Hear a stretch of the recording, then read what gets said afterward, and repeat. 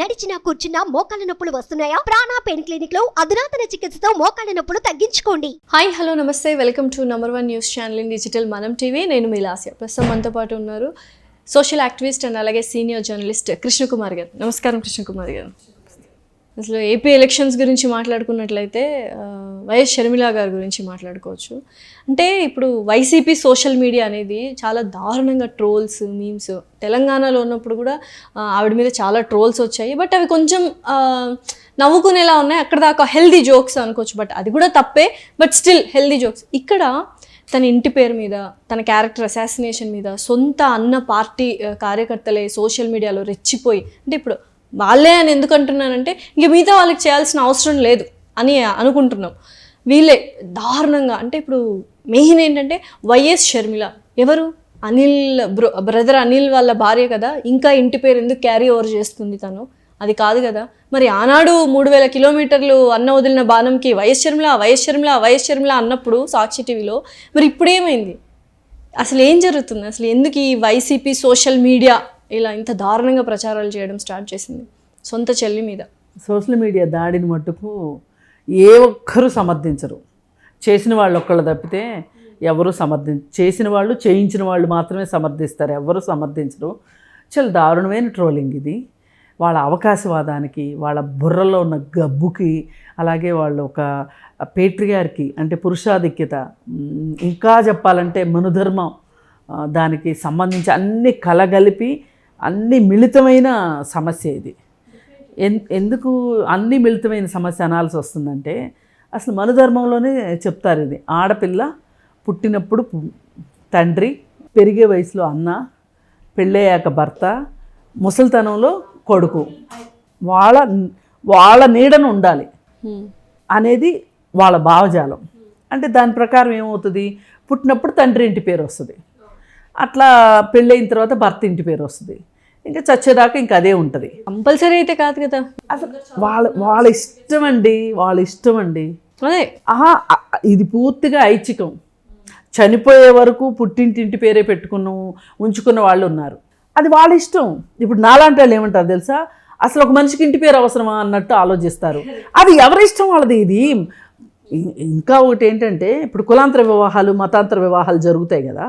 జరిగినప్పుడు మన చట్టం ఏం చెప్తుంది అంటే, భార్య కానీ భర్త కానీ ఏ కులం పెట్టుకోవాలి అనుకుంటే, ఏ మతం పెట్టుకోవాలి అనుకుంటే అది పెట్టుకోవచ్చు. ఇప్పుడు భార్య మతం పెట్టుకోవాలి పిల్లలకి, ఆ మతానికి మేము ఆ మతానికి చెందిన వారము అని చెప్పుకోవాలనుకున్నా అది వాళ్ళ ఇష్టం. ఆ భార్యాభర్తల మధ్యలో డిస్ప్యూట్ ఉంటే అది వేరే విషయం. ఆ భార్యాభర్త ఒకటి డిసైడ్ చేసుకున్నారంటే అది ఓకే, అది అదైనా అవ్వచ్చు, ఇదైనా అవ్వచ్చు, కులం కానీ మతం కానీ. సరే, ఇప్పుడు కాలానికి బట్టి చూసుకుంటే కనుక అవన్నీ చట్టాలు. అసలు చట్టాలను గౌరవించటం, చట్టాలను అనుసరించడం అనేది అసలు మన దేశంలో లేదు. చాలా అనాగరికంగా అయిపోయాం మనము. సరే, ఇవాళ బాగా చదువుకుని నాగరికంగా ఉన్నారు అనుకున్న వాళ్ళు కూడా ఆ విధంగా ఉండకోకుండా ఇల్లిటరేట్స్ లాగా తయారైపోయారు. వాళ్ళే కొంత మేలేమో అని. అసలు ఇల్లిటరేట్ అనకూడదండి, వీళ్ళని బార్బేరియస్, అనాగరికులు, అన్సివిలైజ్డ్ పీపుల్, అనాగరికులు అనమాట వీళ్ళు. సంస్కృతి సంస్కారం ఏమాత్రం లేకుండా అసలు మనం డిక్షనరీ తీసి ఎన్ని బూతులు తిట్టాలంటే అన్ని బూతులు, ఎన్ని తిట్లు తిట్టాలంటే అన్ని తిట్లు తిట్టాలనిపిస్తుంది. కానీ ఈ మొత్తానికి అసలు ఆద్యుడు ఎవరు అంటే పంచ్ ప్రభాకర్ అని ఒకడు అమెరికాలో ఉంటాడు. వాడు భారతదేశం వచ్చే ధైర్యం దమ్ము వాడికి లేదు. ఇక్కడికి వచ్చి మాట్లాడు. వాడు మొదలెట్టాడు ఇది ఫస్ట్. నువ్వు ఏ షర్మిలవు కాదు అని బ్రదర్ అనిల్ ఇంటి పేరు తీసుకొచ్చి ఆవిడ వీడియోస్ అన్ని షార్ట్లు వీడియోస్ యూట్యూబ్లో చేస్తూ ఉంటాడు. ఆయన చేస్తూ ఉంటాడు. వాడు ఒక చేతగాని చవట దద్దమ్మ సన్నాసి. వాడు అమెరికాలో కూర్చొని వాడు రమ్మనండి, హైదరాబాద్ రమ్మనండి, లేదంటే విజయవాడ రమ్మనండి, వాడికి దమ్ముంటే రాడు. కుక్కలాగా అక్కడ కూర్చొని మరుగుతూ ఉంటాడు అమెరికాలో కూర్చొని. ఎవరండి పేరు? పంచ్ ప్రభాకర్. ఓకే. అయితే వీడు వైసీపీ కుక్క అనమాట. వీడు ఇప్పుడు మనం కూడా ఏమైపోతుందంటే ఒక స్థాయికి వెళ్ళిపోయిన తర్వాత వాళ్ళ స్థాయికి దిగజారిపోతామేమో అనిపిస్తుంది. భయం వేస్తుంది అసలు ఇట్లాంటి వాళ్ళని చూస్తుంటే. వాడు భువనేశ్వరిని మాట్లాడాడు, లోకేష్ వైఫ్ని గురించి మాట్లాడాడు. అసలు నీకు భువనేశ్వరిని, అదే తన పేరేంటి, పురంధరేశ్వరిని పూ ఆంటీ అంట. పురంధరేశ్వరి, భువనేశ్వరి భూ ఆంటీ కాదు. పైగా అసలు వాడు ఎంత దూరం వెళ్ళాడంటే అదేదో నా వెంకటేష్ సినిమాలో ఒక పాట ఉంటుంది, మీనాకన్ను వెంకటేష్కి పావురానికి పంచరానికి పెళ్లి చేసే పాడు లోకం. ఆ పాట పెట్టి వాడు దున్నపోతులా ఉన్నాడు, మొగలి పువ్వు లాంటి అమ్మాయిని ఇచ్చి పెళ్లి చేస్తున్నారేంటి అని లొకేషన్ తిట్టదలుచుకున్నప్పుడు ఆ పప్పుగాడికి ఇలాంటి పెళ్ళాం అవసరమా, ఇంత చదువుకున్న పెళ్ళాం అవసరమా అని అప్పుడు మాట్లాడాడు. మొన్న ఆ అమ్మాయి వాళ్ళ మామగారు అరెస్టు సందర్భంగా రోడ్డు మీదకి వచ్చిందని చెప్పి అసలు ఆ అమ్మాయికి ఎంతమందితో సంబంధాలు ఉన్నాయో వీడు అక్కడ కూర్చుని మాట్లాడతాడు, అమెరికాలో కూర్చొని. కాదండి, అసలు ఎందుకు, దేనికి? వ్యూస్ కోసమా? వ్యూస్ కోసం కాదు, అసలు తిట్టాలంతే తిట్టించాలంతే. ఇప్పుడు వైఎస్ షర్మిలని తిట్టడం అంటే మీరు చెప్తుంటే నేను ఇంతవరకు చూడలేదు, మీరు చెప్తుంటే ఆశ్చర్యపోతున్నాను. అసలు నిజంగా చూడాలి ఆ మనిషిని అనిపిస్తుంది. ఎవరు ఏం అసలు మీకు చూడడం కాదు, కనిపిస్తే రాళ్ళతో కొట్టాలనిపించేటట్లుంటాడు. పైగా వీడు ఇంకో మాట ఏం మాట్లాడాడంటే, ఒకసారి వీడు కుటుంబాలను తీసుకొచ్చేస్తాడు ఎవరి మీద కోపం ఉంటే. రాధాకృష్ణన్ అయితే ఆంధ్రజ్యోతి ఎడిటర్ రాధాకృష్ణన్ బండబూతులు, అలాగే TV5లో సాంబశివరావు అని ఉంటాడు. వాళ్ళ ఇంట్లో ఫ్యామిలీ అంటే ఆడవాళ్ళు ఎవరు లేరు అనుకుంటాను, అందుకే ఇట్లా పేటరేగిపోతున్నాడు. ఎందుకుంటారు ఉంటారు, మరి ఆడవాళ్ళైనా చెప్పాలి కదా ఎందుకు ఇలా మాట్లాడుతున్నాడు ఆడవాళ్ళ గురించి అని. ఎందుకు చెప్తారు? ఇప్పుడు శ్రీరెడ్డి ఉంది, శ్రీరెడ్డి ఎన్ని బూతులు మాట్లాడుతుంది. అలాగే ఈ పంచప్రభాకరు TV5 సాంబశివరావు గారి గురించి, పోనీ సాంబశివరావే అందాం, గారు అనక్కర్లేదు, ఆయన పెట్టిన పేరు ఏంటంటే ఆంధ్రజ్యోతి కిట్టిగాడు రాధాకృష్ణని, TV5 సాంబడు. ఈ సాంబడు అతని గురించి మాట్లాడుతూ అంటాడు, ఆ మొహం ఏంట్రా, ఆ మొహం వేసుకుని వచ్చావు, అసలు ఈ మొహం చూస్తే ఎట్లుందంటే నువ్వు TV5లో టీవీ ప్రోగ్రాంలన్నీ చేసుకొని అర్ధరాత్రి ఇంటికి వెళ్ళేసరికి నీ పెళ్ళామ ఎవరితోనో లేచిపోతే ఆ మొహం పెట్టుకుని వచ్చి మాట్లాడుతున్నారు, నీ మొహం అట్లుందిరా. నన్ను మాట్లాడా మీడియా ముందు, మీడియాలో సోషల్ మీడియాలో వీడియోలు చేసి పెడతాడు యూట్యూబ్లో. పంచ్ ప్రభాకర్ అని చెప్పి ఒక ఛానల్ రన్ చేస్తున్నాడు. ఎవర్రా నాయన, నువ్వు నిజంగా చూడలేదు నిన్ను ఎప్పుడు. మీరు అదృష్టవంతులు. ఇలా ఇలా ఇలా ఇప్పుడు నువ్వు TV5 సాంబశివరావు అని మాట్లాడదలుచుకుంటే TV5 సాంబశివరావు అని మాట్లాడు. పిల్లల గురించి, పిల్లలు ఎందుకు, ఇట్లా ఆడవాళ్ళ గురించి ఆమె ఎవరితోనూ లేచిపోయిందంట, అవసరమా? ఇలాంటి వాళ్ళ మీద కేసులు. ఇంకా అక్కడ ఉన్నాడు కాబట్టి ఏం పెడతారు, అక్కడ ఉన్నాడు కాబట్టి అందుకే అక్కడ ఉండి నాటకం ఆడుతున్నాడు. జగన్ నాటకం ఆడిస్తున్నాడు నికృష్టంగా. ఓకే, ఇప్పుడు ఇతను ఒక నికృష్టుడు, వాడొక నికృష్టుడు. ఈ నికృష్టులు అందరూ కలిసి ఇప్పుడు వీళ్ళు మాట్లాడేది ఏంటి అంటే వైఎస్ షర్మిలకి వైఎస్ అని పెట్టుకోవటానికి వీలు లేదంట. అసలు వీళ్ళెవరు చెప్పడానికి? రాజ్యాంగంలో రాసిందా ఏంటి, ఉందా? లేదు, అదే నేను చెప్తాను, అది ఐచ్ఛికం, అది ఇష్టం, అది మన ఇష్టం అంతే, అది మన ఇష్టం అంతే. వైఎస్ రాజారెడ్డి, షర్మిల కొడుకు పేరు రాజా శర్మ, రాజ్బాబు శర్మను ఏదో పెట్టాడు అతనికి పేరు, ఎవరికో లింక్ చేసి. ఇప్పుడు అనిల్ బ్రాహ్మణ్ కదా, అందుకోసం అని చెప్పి షర్మిల తన కొడుక్కి రాజారెడ్డి అని తాతగారి పేరు పెట్టుకుంది. వాళ్ళ తాత పేరు పెట్టారు, ఎవరు వాళ్ళ నాన్నను వాళ్ళ తాత కలిసి ఈయనేమో రాజా శర్మ, రాజా బాబు అన్నట్టుగా అని మాట్లాడుతున్నాడు. అతను వైఎస్ రాజారెడ్డి అనకూడదంట, అతన్ని రాజారెడ్డి అని అనకూడదంట. ఆయన ఎవరండి? Who is he? ఆయనతో జగన్ మాట్లాడిస్తున్నాడు. జగన్కి నిజంగా సంబంధమే లేకపోతే ఈ విషయంలో సంబంధం లేకపోతే కంట్రోల్ చేయలేడా అండి? డెఫినెట్లీ. ఇప్పుడు నా నెక్స్ట్ క్వశ్చన్ అదే ఏంటంటే, సోషల్ మీడియాలో ఇప్పుడు వైసీపీ కార్యకర్తలు కావచ్చు, వైసీపీ పార్టీ తరపు నుంచి ఇలా వైఎస్ షర్మిల గారి యొక్క క్యారెక్టర్ అసాసినేషన్ కావచ్చు, సర్నేమ్ గురించి కావచ్చు, ఇలాంటి ట్రోల్స్ చేస్తున్నప్పుడు ఒక్క మాట ఆయన చెప్తే ఆగిపోతారు కదా. ఇప్పుడు ఇది నేను ఇందాక మీతో మొదట్లో పురుషాధిక్య భావజాలం అని చెప్పాను. అదేంటి అంటే అదే కదా మన ధర్మం. వీటి ప్రకారం పెళ్ళవగానే ఇంటి పేరు మార్చేసుకోవాలి. ఇవాళ కోర్టులు ఏం చెప్తున్నాయి, ఆడపిల్లకి పుట్టింట్లో అంటే ఏ ఇంట్లో అయితే పుడుతుందో ఆ తండ్రి ఆస్తిలో హక్కు ఉంది అని చెప్పి మొదటగా ఆస్తిలో హక్కు సమాన హక్కు అన్నారు. ఇంకొన్నాళ్ళు పోయిన తర్వాత ఏం చేశారు అంటే అసలు పుట్టుకతో జన్మతః మగపిల్లవాడికి ఏ విధమైన హక్కులైతే ఉంటాయో ఆ హక్కులు ఉంటాయి అని చెప్తారు. పైగా చాలామంది ఆడపిల్లలు హక్కుల దగ్గర పోటీ పడతారు కానీ బాధ్యతల దగ్గర పోటీ పడరు. కానీ ఈ వైఎస్ షర్మిల హక్కు ఎంతగా ఉందో బాధ్యత కూడా అంతే తీసుకుంది. ఆనాడు ఆయన జైలుకి వెళ్ళినప్పుడు ఈవిడే కదా 3000 కిలోమీటర్లు తిరిగింది కదా, అప్పుడు వైఎస్ షర్మిల పనికొచ్చింది. అప్పుడు వైఎస్ షర్మిల కరెక్టు, ఇప్పుడు మటుకు వైఎస్ షర్మిల ఉండటానికి వీల్లేదు, ఇంటి పేరు ఉండటానికి వీల్లేదు. ఆమె ఇంటి పేరు ఏదో తీసుకొచ్చి ఆ ఇంటి పేరు పెట్టి షర్మిలా శాస్త్రి. నువ్వెవడివి ఈ మాట అనడానికి? వాడు మొదలెట్టాడు ఫస్ట్ డే, అక్కడి నుంచి స్టార్ట్ అయింది. ఏదైనా వీడియో వాడు పెట్టాల్సిందే. వాడు వీడియో చూసిన తర్వాత ఇక్కడ ఇంకొకడు శీలం ఏదో ఇంటి పేరుతోటి ఇంకొక రెడ్డి ఒక అబ్బాయి ఉంటాడు.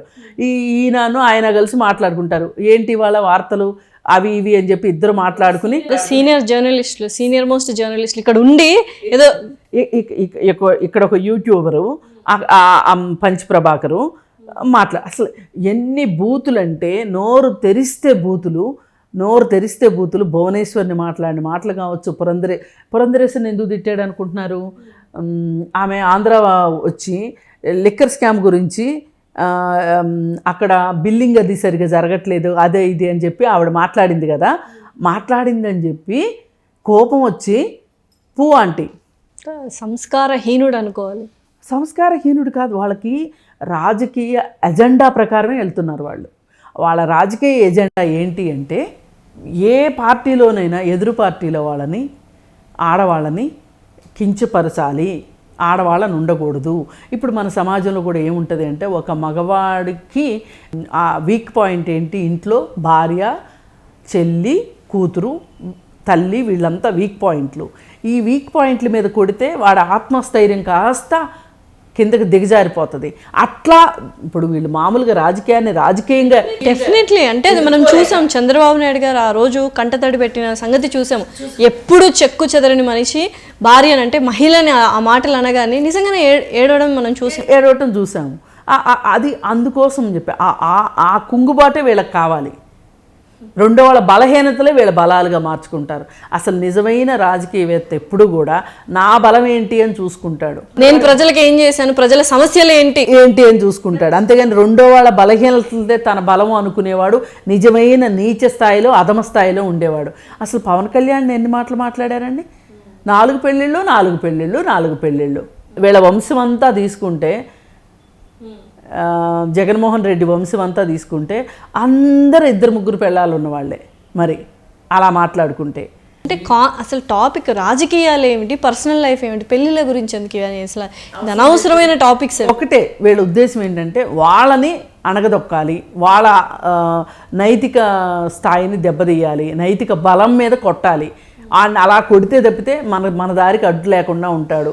మన దారికి అడ్డు ఉన్నాడు అంటే మన ఫైటు కష్టమైపోతుంది.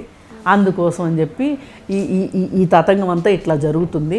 అందుకని ఎవరికైనా సరే వైఎస్ షర్మిల ఆ రోజు జగనన్న బాణంగా వచ్చిన రోజు వైఎస్ షర్మిల అనిపించుకోకపోయినా, ఆ రోజు ఆ పని చేసి ఉండకపోయినా, ఈరోజు ఆవిడకి వైఎస్ షర్మిల అనిపించుకునే హక్కు ఆవిడకు ఉంది.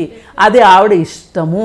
ఒక కులము, మతము ఇవన్నీ కూడా వాళ్ళ వ్యక్తిగతమైన విషయాలు, వాళ్ళ వ్యక్తిగతాన్ని వాళ్ళు అసలు కొంతమంది ఇంటి పేర్లు తీసేసుకునే వాళ్ళు ఉంటారు. పైగా మనకి ఒక ముఖ్యమంత్రి ఉండేవాళ్ళు, భవనం వెంకట్రామ్ గారు అని చెప్పి, భవనం జయప్రద భార్యాభర్తలు, వాళ్ళు చాలా ఆదర్శమైన జంట అనమాట. ఆయనకి రెడ్డి అని ఉండటం ఇష్టం ఉండేది కాదు. ఆయన ఎక్కడ అవకాశం దొరికితే అక్కడ భవనం వెంకట్రామ్గా చెప్పుకుంటానికి ఇష్టపడేవాడు. అది ఆయన ఇష్టం, అది వ్యక్తిగతం. సర్నేమ్ అనేది, క్యాస్ట్ నేమ్ అనేది వ్యక్తిగతం. అది ఇష్టమైతే పెట్టుకోండి, నష్టం లేదు, లేదంటే తీసేయండి. అంతేగాని ఒకరి అవతల వాళ్ళ గురించి మనము తీయడము, పైగా సొంత చెల్లి. ఇప్పుడు ఆవిడ్ని ఎదుర్కోలేక, ఆమె ప్రపంచనాన్ని తట్టుకోలేక ఆమె ఇప్పుడు సుడిగాలిలాగా, సునామీలాగా వచ్చేసి అనుకోలేదు అసలు తెలంగాణలో ఉండిపోద్ది అనుకున్నారు. పాత కాంగ్రెస్ లీడర్లందరూ వచ్చి మళ్ళీ రీజాయిన్ అయ్యే పరిస్థితి కనిపిస్తుంది. వైసీపీ టు కాంగ్రెస్ గర్వాప్సీలాగా కాంగ్రెస్ పార్టీలోకి వచ్చేసేటట్లు కనపడుతున్నారు. మరి ఈ పరిస్థితుల్లో పైగా ఇంకోటి, ఆమె అందరికీ కార్డులు ఇచ్చింది. ఏది వెడ్డింగ్ కార్డ్స్ లాంటి ఏదో నిశ్చిత ఎంగేజ్మెంట్ కార్డులు ఇచ్చింది. చంద్రబాబు నాయుడు ఇంటికి వెళ్ళి కార్డు ఇచ్చిన వెంటనే ఈ పంచప్రభాకర్ అనేవాడు పెట్టిన అదేంటి అంటే, ఈ రోజు నుంచి రాజశేఖర రెడ్డి గారికి ఒకడే బిడ్డ, కూతురు చచ్చిపోయింది అని డిక్లేర్ చేశాడు.